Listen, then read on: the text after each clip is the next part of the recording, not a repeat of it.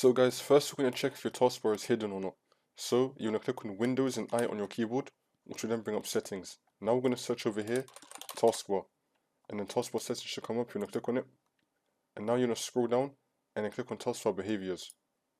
And you're going to make sure that automatically hide the taskbar has not been ticked. Make sure that it's not been ticked. Now for the second method, you're going to click on Control, Shift and Escape on your keyboard, which will then bring up Task Manager. Now once you're here, you're going to look for Explorer.exe or MSC Windows Explorer. You might scroll down to find it, but once you find it, you're going to click on it and then click on Restart Task. See if that works for you. Now for the third method, you're going to head back into Task Manager and then you'll click on Run New Task. And now you're going to type in Powershell.exe and then you're going to create this task with admin privileges and then click on OK. Now you want to copy and paste the code, which I'll leave down below in the description.